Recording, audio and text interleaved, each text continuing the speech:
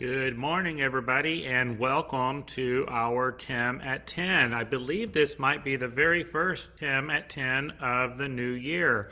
So welcome, and I am glad that you are here. Today is Tuesday, February 8th, 2022, and today we are going to talk about becoming an advocate in your early childhood community.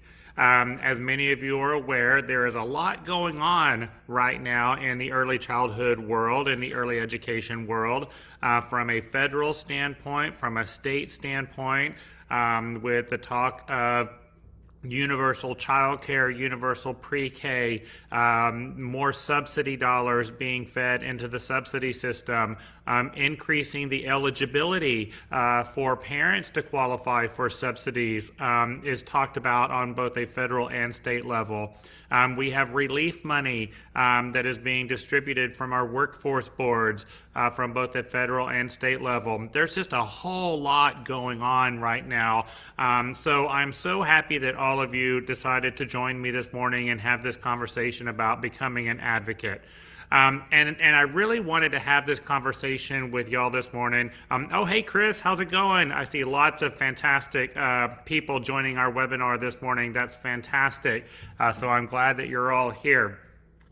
But I wanted to really have this conversation this morning about becoming an advocate in your community with the attention that early childhood is getting right now, which is fantastic and which is something that we have begged for and fought for decades, to be recognized as a profession, to be recognized in our community. So this is all fantastic. And of course, the funding and the relief and the support that we're getting is almost overwhelming, right?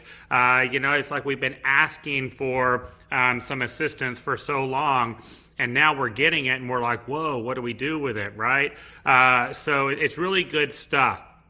But I just want everyone to always keep in mind that with all of this assistance, with all of this funding is going to come greater expectations, all right? So the spotlight is on us. We're going to be expected to deliver high quality care and education for our children. We're going to be expected to deliver developmentally appropriate care and education for our children. And all of this is so incredibly important. So we've got to make sure we're doing it right. And actually, I'm kicking off a weekend mini conference series here in Texas in just about 2 weeks, where we're going to talk about moving forward, both from a director standpoint on Friday and a teacher standpoint on Saturday. So what directors need to do to move forward through this pandemic and past this pandemic. And what I think is really important and what I'm super excited about is the classroom and what the teachers need to do to adapt their classroom for a post-pandemic lifestyle moving forward, as we're pushing through this right here. So once again, just there's so much going on and so many expectations that are being raised. It's really important that we all have a voice that is heard and respected within the community. And, people like me or other individuals, we can go to our state capitals, we can go to Washington, D.C., we can meet with lobbyists, we can meet with lawmakers, and we can express our concerns and our interest in early childhood education. But I really want all of you to understand that your voice is the most powerful voice that people can hear. The voice from within the community, the people that are in the centers, the people that are working with these families, working with the children, working with the teachers, the workforce. That's a big conversation right now, supporting the workforce. And again, when I do my weekend mini conference on moving forward, we're going to have a lot of conversation about that right there, the workforce and stabilizing staffing, which is a big concern of all of ours right now. But we've got to make sure that all of us that represent high quality childcare, high quality early education, we've got to make sure that we're reaching out to our local lawmakers, both within the community, within the state, and those that are representing us in Washington. Your elected officials need to hear from you. And what I really challenge y'all to do, and we're going to talk about this in our time together today, is how to get these people in your programs. All right, y'all, the only way that they can advocate for us is if they actually are present in our buildings. They can see it, taste it, smell it, touch it, hear it. All right, and that's how we're going to make differences right there. They can't lobby for us and advocate for us if they don't know what they're advocating for. All right, and they may think they know what they're advocating for based on what they read in a report, all right, or some data or statistics that they get, but we need to get them in our programs. But it starts in your community. It starts right there in your backyard, all right? So let's talk a little bit about becoming an advocate in your community. Now, I just want to throw some disclaimers out there, all right? This is not anything political. We're not going to go down the political rabbit hole. Any comment or anything in the chat box that goes in a political direction, I'm going to steer away from it. That's not what this is about, is to express your political beliefs. This is about becoming actively involved in advocating high quality childcare and early education and after school programs within your community. So I want to make sure that we kind of got that out there, right off the bat too. And let's be honest, how many of y'all are just sick and tired of politics, right? I think we all are. But unfortunately, it's what keeps the wheels moving, and we've got to make sure that we're having these conversations. So, I wanted to go over just some of the simple rules of being an advocate. So the rules of advocacy right here. Sometimes people advocate for themselves, so they may be a self-advocate, and sometimes people advocate for others, all right? And that's what I want to talk about, is advocating for others. And that is a talent, y'all. That is a characteristic that you have to practice, and that is a characteristic that you have to believe in. And I'll kind of use myself as an example. I do own and operate multiple programs here in Texas, and while it would be really easy for me to advocate what would be in the best interest of my schools, my programs, the families that we represent, the teachers that we represent, the children that we serve, it would be really easy for me to just focus on that group. But I've got to look at a bigger picture. I've got the community, all of the licensed childcare programs and after-school programs in the state of Texas and across the country. So whenever I meet with a lawmaker, whenever I meet with a decision maker, I've got to make sure that I am representing all of you, all right? Not just my early care and education world. Because I want to be the advocate for all of the people, all of the early education, the proud, where am I at? The proud early educators that we're representing out there. So, but that's hard, y'all, because when you get caught up in the moment, especially when your adrenaline is flowing, and you're kind of put on the spot, and you have like maybe 2 minutes, 120 seconds to get your expressions across to this person, it's really easy to go to the personal what's in it for me conversation. So being able to practice, I'm here to represent all of those around me, that's important. And that is a big rule when it comes to advocacy right there. And be a good listener. Another really important rule is to be a good listener. And it's so interesting that this keeps popping up. I've been doing a lot of coaching here lately on being a coach leader and especially pushing through disruptive times and kind of rebuilding ourselves back up in addition to rebuilding our programs and our staffing. And the common theme that keeps popping up over and over again is being a good listener. And I think that's important because we've been so busy and so stressed here over the last couple of years. We've kind of shut these off, and we're just treading water and trying to stay above water, and we're not listening to those around us. And we need to listen. That's how we grow. That's how we're going to get results. And so, especially when you are advocating for something, you want to listen to those around you. Listen to other programs in your community. Listen to other directors, other owners in your community.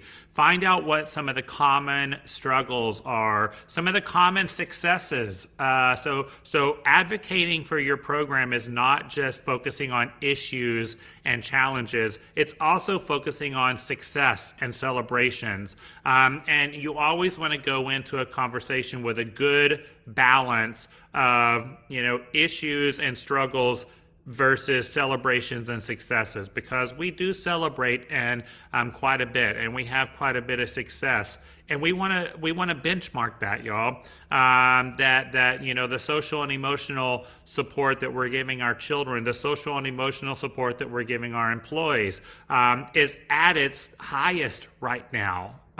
We are making big differences in that arena. We want to celebrate that, especially when we're advocating, the early childhood community right there. So listen to those around you. That's really important. And you're going to learn a lot about yourself when you do that. Be supportive to those around you. And when I talk about being supportive, you want to be encouraging. All right. So many times, and I've been doing this for over 20 years, working as an advocate, it's so easy to get with a group of people and do nothing but dwell on the negative and dwell on the challenges and the obstacles and what the state is not doing and what the federal government is not doing. And y'all, that's not productive, okay? We want to be supportive, but being supportive means that you're an encourager, all right? That you're giving everyone that little joy juice to help them have grit and determination to kind of see past those obstacles, and that obstacles are opportunities, all right? Opportunities for us to lead, opportunities for us to make a difference. And when we do have policy that is not working for us, that is an opportunity for us to show our leadership skills, have these difficult conversations with those that can make a difference, and move forward, all right? Rather than just standing in the muddy water. And we got to get out of the muddy water and move forward. So being supportive isn't stirring the pot. It's encouraging people to move forward. And that's what we've got to do as an advocate right there. We've got to be the cheerleader for everyone that we're representing, okay? Make sure that you've got all of the necessary information. So you don't want to walk into, a meeting or, a town hall situation, or even, like I said, you may get 2 or 3 minutes with a lawmaker or a lobbyist. You don't want to walk into that blind. You want to make sure that you've got good, relevant information that has been fact-checked, all right, that is factual, to support your agenda, all right? And this is where, again, when you're on the internet and you're reading articles, always check out the source, all right? Where is this information coming from? And it might mean that you move past the media and go to law library, go to the actual state or the federal government's websites and find out what is actually being said, what is actually being written, rather than what is interpreted on TV or on media. But you want to have all that necessary information with data to support it. And that's a lot of work right there, we'll talk about that more in just a little bit too. And then, like I said, just be a good representative of your early childhood community right there. Be a role model, all right? Be that person that people want to look up to. And y'all, trust me, I have been in stakeholder meetings. I have been in town hall meetings. I have been in forums where people have stood up to represent the ECE community, and I've wanted to crawl into a crack and hide, all right, that I was embarrassed for them.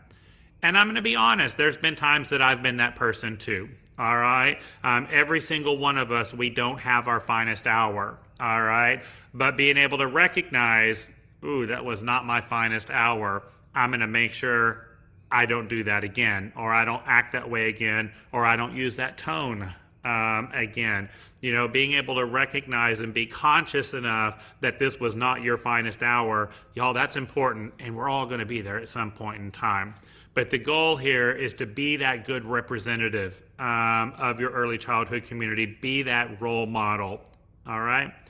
Now, you know, the purpose of this webinar today is to start being an advocate at home, all right? Start being an advocate in your community.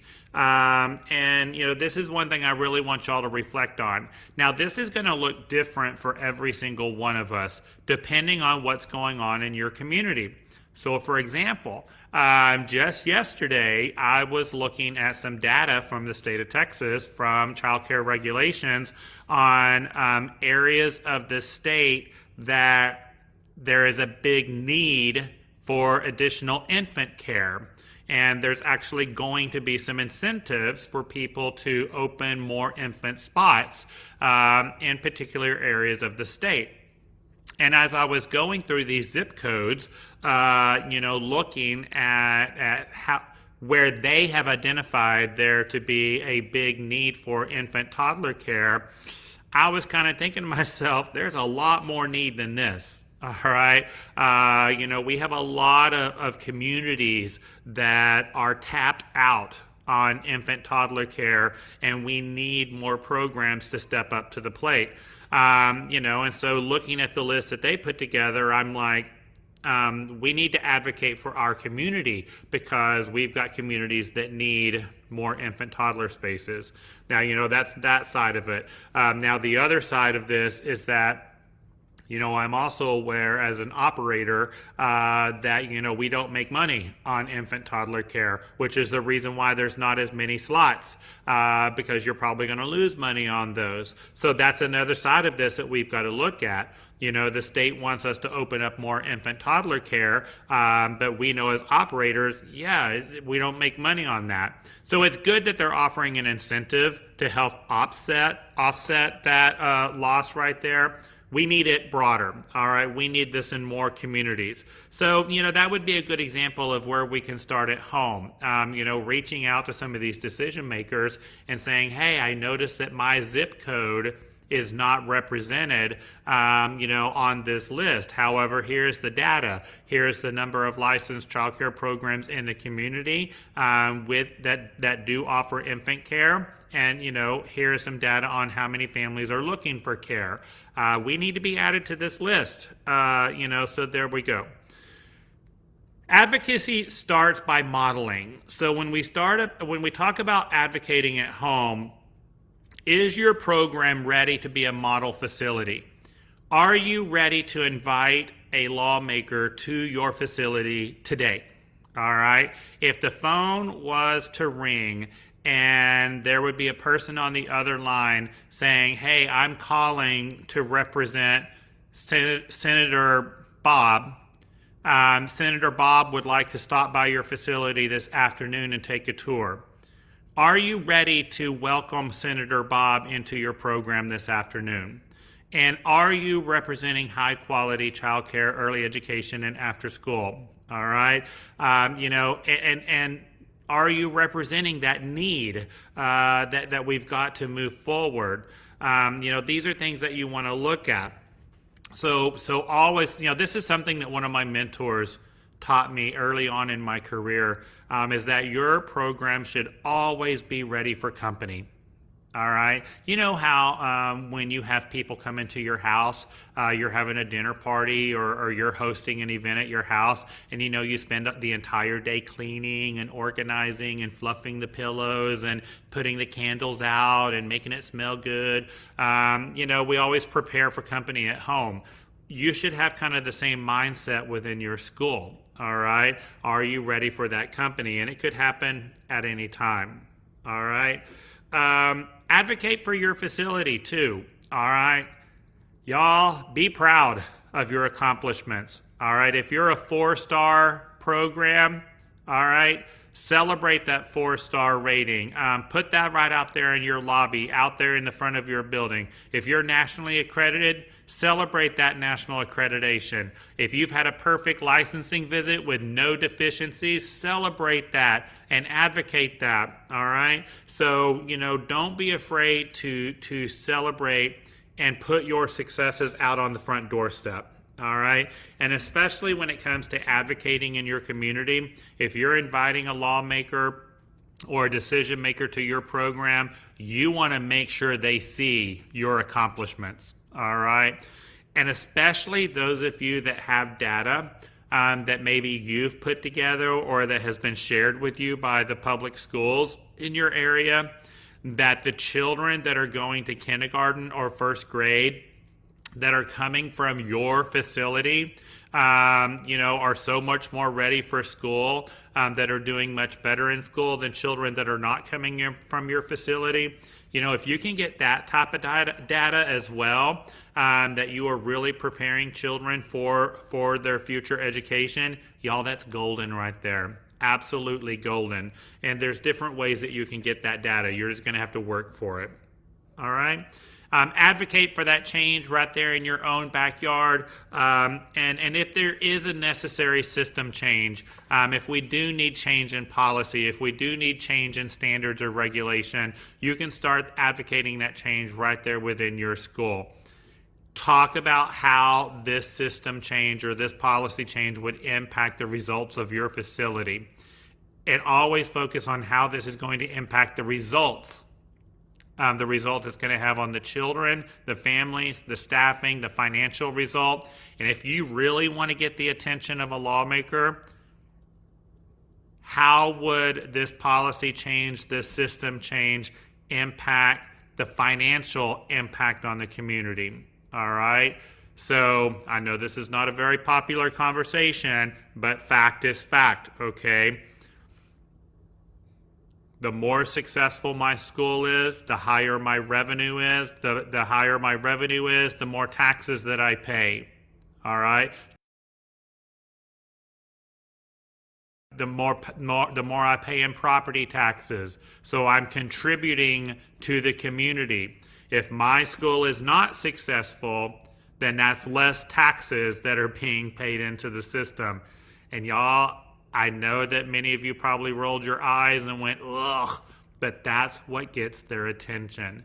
And especially when you say, this is how much money I pay in property taxes, this is how much money I pay in income taxes, and if my center goes out of business and I lock my doors, here's how much money will no longer be paid. And that gets their attention right there. I know it's crazy, but that's what works. We'll talk about that more in just a little bit too when we're talking about different committees. All right, so what is advocacy? Let's talk a little bit about what is advocacy. And oh, by the way, many of you are very familiar with how these webinars work. It does not cost anything for you to view Facebook Live, so many of you are watching and listening right now. However, if you do want a certificate of completion, there will be a worksheet that I will post in the chat screen and on Facebook at the end of this webinar. There are a few questions that you can answer. There's a $5 fee for a certificate of completion. And you can get that at the end of the workshop today. If you don't need a certificate of completion, then you don't have to do the worksheet. It's real easy. But many of you are familiar with how this works, and I appreciate that. But one of your questions that will be on your worksheet is, what does advocacy mean to you? All right? And I really want y'all to think about what it means to you. All right, because we're all going to have some different answers right here, and that's okay. That's okay. Here's how I view being an advocate and what advocacy means to me. It's about helping people to help themselves. Helping people to help themselves. And another really big reason why I wanted to have this webinar today is because, again, when I go back to the last 10, 20, 25 years, there's always been this request for licensing or regulation or government to come in and help us with certain challenges and obstacles that we're having in our program, such as staffing and turnover and wages of our employees, ratios, group sizes, professional development. These are all very common topics that we continue to ask for help and assistance on. Well, the time has come, y'all, that we can no longer wait on someone else to fix these problems. We have to be willing to fix these problems on our own. And that's one of the intentions behind some of the relief money that we're getting. It's to give us the resources needed for us to address these issues. We can't wait for someone else to do it. We've got to figure it out ourselves.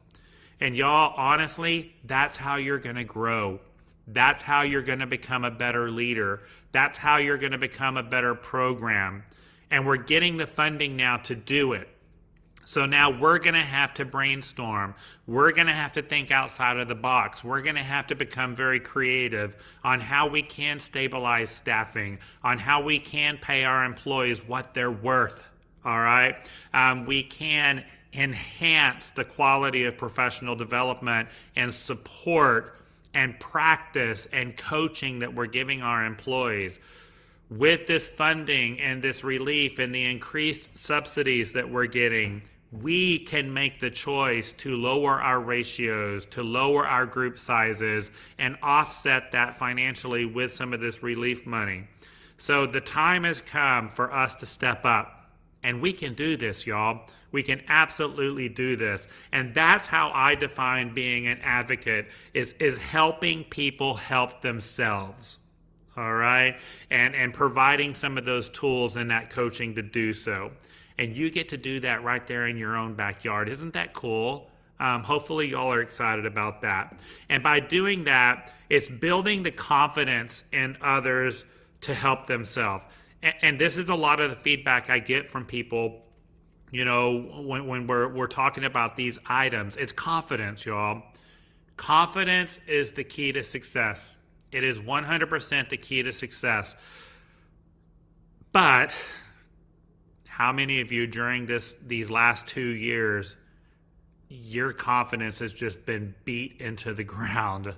Every time we get optimistic, we get shot down again. Every time we think we're moving forward past this pandemic, a new variant shows up. Every time we think we understand health department expectations, something new comes out. Every time we get the CDC guidelines down, they change something. It's just an absolute beating. And I get it. I understand it. I'm right there with you.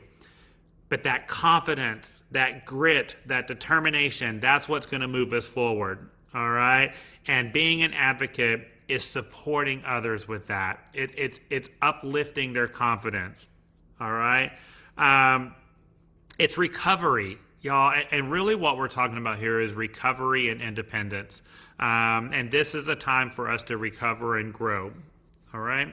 It's also about providing necessary resources for appropriate decisions and actions. And that's one thing, during this whole process, I think, and this is just Tim's opinion, I think the state has done a very good job of communicating resources and providing resources for us during this difficult time. But there are a lot of people that feel differently than me, and they haven't had access to the resources, needed to apply for some of the relief funds, what these relief funds need to be used for, what are the frequently asked questions. So being that person that people can go to find these resources, that's important right there. And that also comes with trust, because you also don't want to give out the wrong resources, making sure that you've got the right items in place right there. Being an advocate is also informing people of their rights. You have a right to attend a Texas Workforce Commission town hall meeting. You have a right to be asked to be placed on the agenda, where you can get up and you can testify, on whatever your issue or policy change is. Many people don't realize that they have a right to do that. It's an open forum, and you can be placed on the agenda to speak up if you feel comfortable and you have the confidence to do that. Licensing stakeholder meetings, anytime licensing or child care regulations has a stakeholder meeting, you have a right to attend and to speak up, so don't remain silent. You can do this in a very respectful manner, but so many people just don't realize that they have those rights, and you always have that right to express your voice. All right. Of course, technical assistance and training for people, that's what we're doing right now, and you can do that within your own community as well. Being trusted enough to analyze a problem and pinpoint areas of responsibility. So who do we need to talk to about this obstacle, this opportunity to lead and to move forward?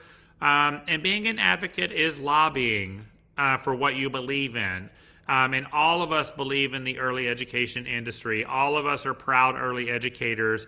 We love what we do. We're passionate about what we do, and being able to represent that to those that will listen. All right, and also advocating for the people who are unable to help themselves, and recognize that while some of you do have the ability to speak up and speak up with confidence and speak up respectfully, and some of you do have the ability to attend, a meeting, some people don't have those skills. I was just with a group this past weekend, and one person that I really, really respect and admire, really talked about her fear of public speaking and her inability to speak in front of a large group of people. And while this person has a lot of very fantastic characteristics and an exceptional leader, not everyone has that ability to speak in front of a large group of people, especially decision makers. So, in that situation, that's when we step up. And being an advocate is that you are willing to step up and speak for those that are unable to do so. And recognizing that that's okay, y'all. That's okay. Not everyone has this ability. Just like there are things that I can't do, that some of you may be able to do really, really well. But I can't. All right. So I can't drink tequila. Nope, not going to happen. No way, Jose. All right. But some of you are like, give me 3 shots. I got this. All right. So see, there are some things that some can do and some cannot. Now let's talk about what advocacy is not. All right. It's not taking over a person's life or situations and making decisions for them. All right, so when you're working in your community, when you're working with other owners, other directors, it's not about you taking over their problem and making decisions for them. It's supporting them and encouraging them, and influencing them to make those decisions for themselves. All right, but so many times, I have seen this, and this is discouraging, y'all. Where people that claim to be representing, the early childhood industry, are kind of taking over other people's problems and manipulating it into how it will impact or how it will benefit them. And you got to be careful with that. That's not what this is about right there. All right. And that kind of goes back to the beginning of our conversation. You're there to represent the entire community, not just you and your initiative. But I have seen sometimes people just want to take over, and it's all about them. And they're going to take your program and everyone else's program and make it part of them. All right. So we want this to be an us. We want this to be an us, not an I. All right. Being an advocate is not about reinforcing negative feelings of hopelessness and dependency, all right? And that kind of goes back to, not dwelling on the negative, not dwelling on the challenges and the obstacles. It's not about dwelling on what people are not doing, all right, what the state is not doing, what the government is not doing. We don't want to reinforce those negative feelings. We want to encourage success. We want to encourage confidence. Focus on the positive part of this right here.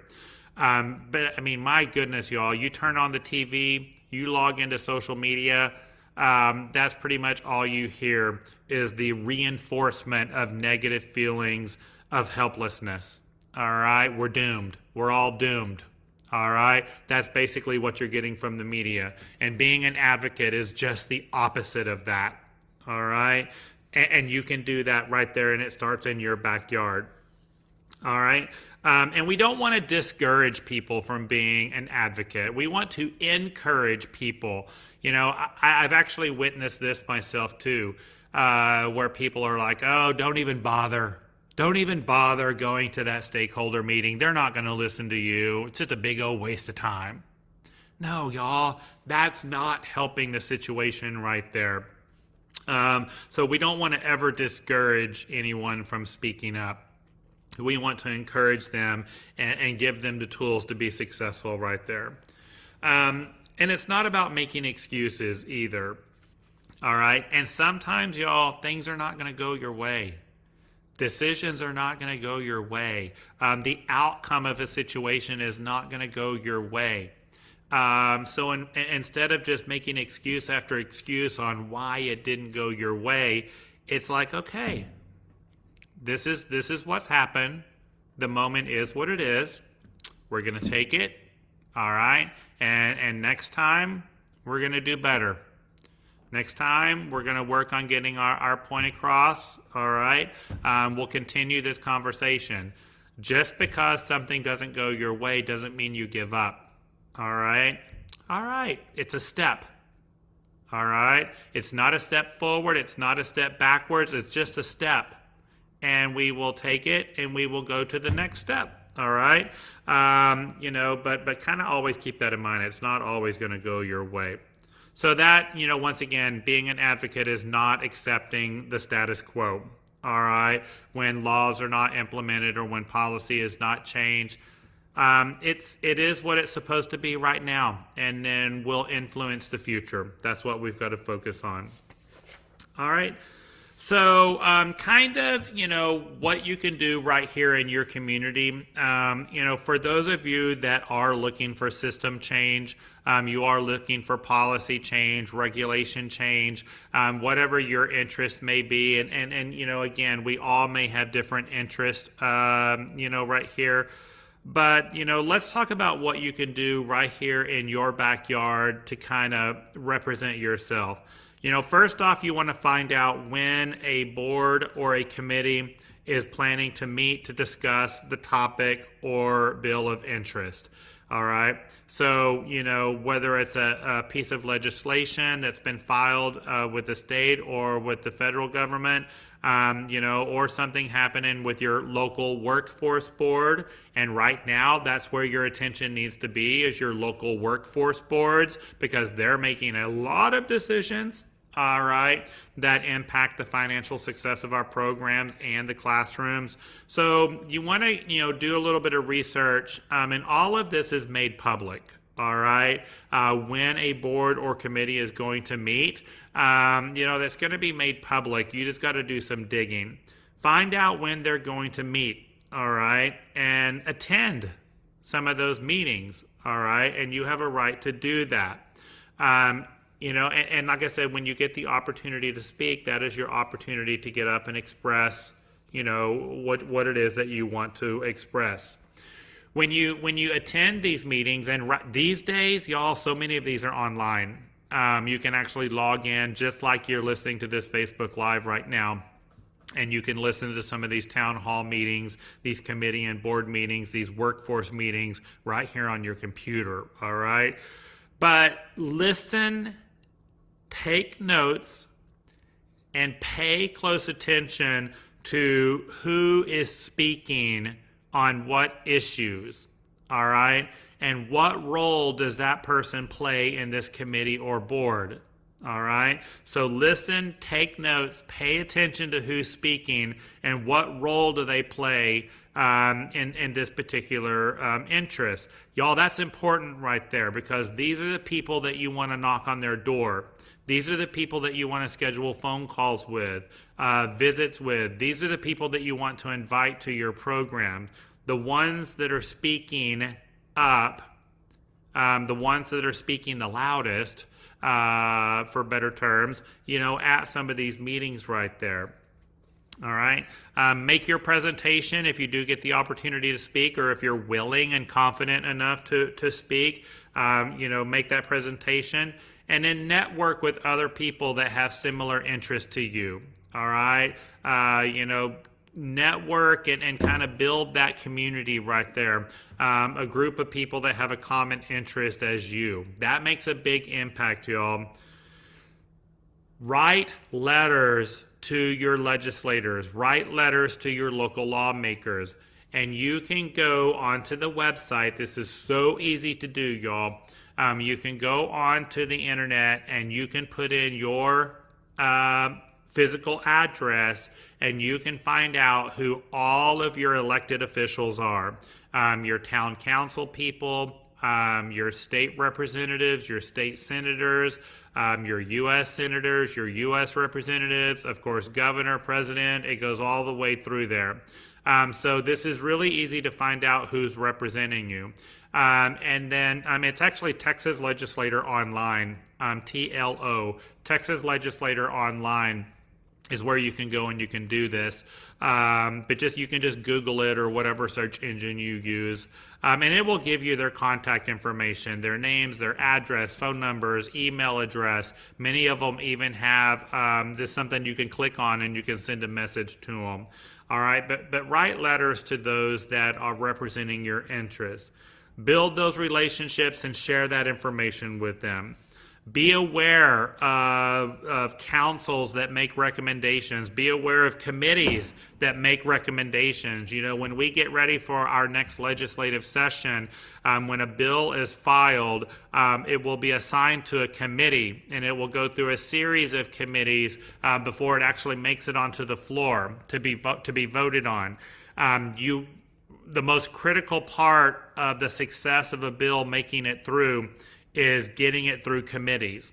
All right. So you want to be aware of this process and these people when it goes through policy, when it goes through program, when it goes through evaluation, quality assurance, planning and budgeting, the financial impact that this interest will have. These are all very important steps. And depending on what your initiative is, what it is that you're representing and trying to get across, your focus may be on different committees and different, councils that are making recommendations on this. And I know I've already mentioned the financial part of it, the fiscal note. All right. So when we go to budgeting and annual plans, how will this decision have a financial impact, on businesses, on the state, on families? This is a very critical part of the success of a bill making it through.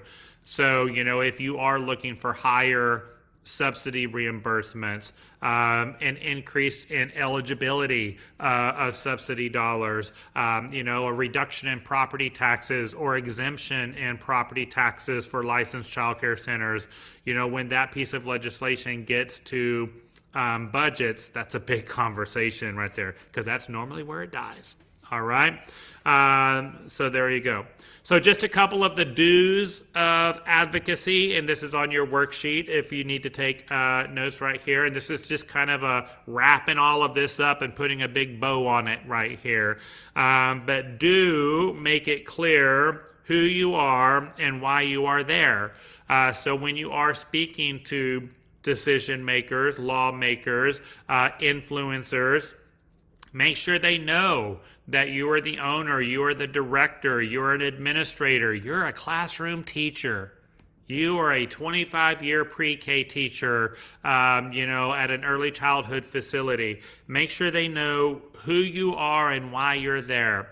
I am here representing, enhancement and social and emotional learning that is developmentally appropriate for the children that I teach. And y'all, advocating for your early childhood program is not just an owner-director job. The most powerful voice is that classroom teacher. All right. So, we want to encourage them, also to speak up if they are willing and confident enough to do so. I think this is important when we talk about the do's and don'ts of being an advocate. Always ask permission to engage in a conversation about your interests. I mean, how many of y'all have ever been to a dinner party or a gathering and someone wants to start talking politics, right? And you just start looking for the excuse to get out of it, all right? You start looking for the opportunity to run because you may not be in a mental state to have that conversation right now or a desire to have that conversation right now. So, I think it's always a good idea to ask permission to have a conversation. Hey, Mrs. Alexander, would it be okay with you if we talk about policy and regulation for a moment? I really want to express to you my interest in a particular change. Is it okay if we have this conversation? I always think it's a good idea to ask for permission to have these difficult conversations because people either really want to have this conversation or they really don't. And the last thing you want to do is to be that annoying voice that is talking about an issue when someone doesn't want to talk about it. All right? So I think that's critical right there in my own opinion. And you always want to be honest about your own feelings and your own reactions. And y'all, this takes practice right here, that you want to keep your emotions and your feelings in check. You want to practice composure. You want to practice self-regulation. Because like I said earlier, these conversations don't always go your way. So, always be aware and conscious of that. We've already talked about listening. A big do of advocacy is listening to people and collecting data, all right? Talk about, your interests right there. Talk about the problem-solving process. How are we going to do this together? How can we both collaborate to come up with a solution that's in the best interest of everyone? Don't just put it off on one person to try to make this resolution. Hey, I would really like to be part of this problem solving, where we can, and use these words, where we can come up with a solution that is in the best interest of all parties involved. Y'all, that's important right there. You want to make sure you're doing that. Always take notes. Always try to establish those facts ahead of time before you head into a conversation. And then whoever it is that you're representing, if you're representing your community of childcare centers, after-school programs, always make sure that you're keeping them informed of conversations and conclusions that are taking place, all right? And remember, your role as an advocate is to be an encourager, all right? To give hope, to deliver optimism, not just to dwell on the negative. Some of the don'ts and the do's and don'ts of advocacy: don't make promises you can't keep. All right? Don't go out and tell your community, hey, I'm going to represent our community of early education programs, and I promise you, I'm going to get all of us $5 million apiece. All right? Y'all, it ain't going to happen. All right? So don't make promises that you can't keep right there. We see this all the time, don't we? And that's gonna build a mistrust. People aren't gonna trust you right there.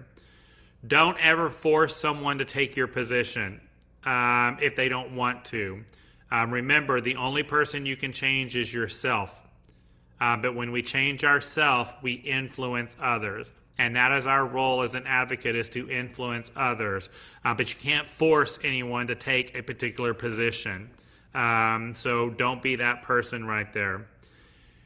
And don't feel pressured to back away. If you believe in what you believe in, all right, then stand your ground. And you can do this in a very respectful and professional manner. But sometimes being an advocate, especially when you are working with lawmakers, you will feel the pressure to back down. All right? And don't back down. Stand up for what you believe in and stand firm, and do it in a very respectful and professional manner. All right? Being an advocate is also about being willing to compromise. All right? So, anytime you go into a conversation about a particular interest, you always need to keep in mind that you're most likely going to compromise on something. So you kind of need to reflect on that ahead of time. What am I willing to compromise on? And what would a good compromise look like to me? All right? And be ready for that, because it's most likely going to happen where you're going to have to come up with a compromise. And kind of keep that in mind when you do set your agenda. All right? And last but not least, don't ever give false expectations, all right, to the people that you're representing right there. Okay, cool. So that was a lot of information in a very short amount of time. We love our Tim at 10s. It's a really quick way for you to get some information, some professional development. And we've had a lot of fun and a lot of success with these over the last 2 years. The bad part about them is they're short and quick. So sometimes I feel like I'm rushing. So sometimes y'all need to tell me, Tim, slow down. But I'm trying to get all the information across that we need to get across. All right, I hope this was helpful. I hope this gave you a little bit of confidence and determination. I hope that you're willing to kind of speak up a little bit more when it comes to some of these decisions that are being made for our businesses, our families, our children, and our staff. We are in a transition right now. The childcare industry is in a very large transition. I personally am very excited about this transition. I think fabulous and wonderful things are in store for us. We just have to make sure that it's being done in the most beneficial way for all parties involved. All right? But this is great. And we've got to go into this with positive intent. We've got to look at this as opportunity and not obstacle. And we can do this, y'all. And we can show the world what high quality early education looks like, feels like, smells like, everything. We've got this.